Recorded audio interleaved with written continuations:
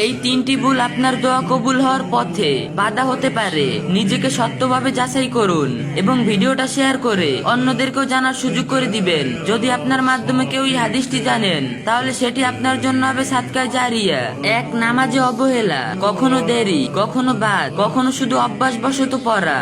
যখন আমরা আল্লাহর ডাকে সাড়া দিতে অবহেলা করি, তখন আমাদের দোয়ার প্রভাব দুর্বল হয়ে যায়। আপনি যদি নিজেকে ঠিক করতে চান, আজ থেকেই নামাজকে অগ্রাধিকার দিন। দুই, বারবার গুনাহ করা লজ্জা ছাড়া। তাওবা শুধু মুখে বললেই হবে না, হৃদয় থেকে গুনাহ ছাড়ার ইচ্ছা থাকতে হবে। শুধু কথার তাওবা আল্লাহর কাছে গ্রহণযোগ্য হয় না যদি অন্তরে পরিবর্তন না আসে।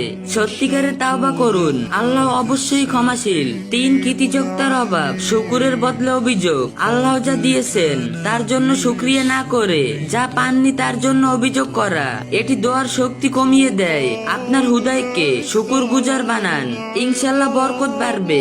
দোয়া কবুল হওয়ার ছোট কিন্তু শক্তিশালী আমল। নামাজকে জীবনের প্রথম গুরুত্ব দিন। প্রতিদিন নিয়মিত আস্তাগফিরুল্লাহ পড়ুন।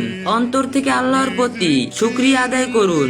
সহিহ রেফারেন্স, রাসূল সাল্লাল্লাহু আলাইহি সাল্লাম বলছেন, বান্দার দোয়া কবুল হয় যতক্ষণ না সে গুনাহ বা আত্মীয়তার সম্পর্ক ছিন্ন করা জন্য দোয়া করে এবং তাড়াহুড়ো না করে। সহিহ মুসলিম। আর এক হাদিসে এসেছে, হারাম খাদ্য উপার্জন দোয়া কবুল হওয়ার পথে বাধা হয়। সহিহ মুসলিম। আল্লাহ আমাদের সবাইকে নিয়মিত 5 ওয়াক্ত নামাজ পড়ার তৌফিক দিন, গুনাহ থেকে ফিরে আসার শক্তি দিন এবং আমাদের দোয়াগুলো কবুল করুন। আমিন। ভিডিওটি শেয়ার করে অন্যদেরকেও জানার সুযোগ করে দিবেন। যদি আপনার মাধ্যমে কেউ এই হাদিসটি জানেন, তাহলে সেটি আপনার জন্য হবে সাদকায়ে জারিয়া। ইসলামের যে কোনো বিষয় সুন্দরভাবে জানতে, বুঝতে এবং মহাজরুরি মাসালাগুলো সহজে পেতে আইডিটি ফলো দিয়ে রাখুন। আর যে যা পারেন একটু বেশি বেশি কপি লিঙ্ক করে দিয়েন।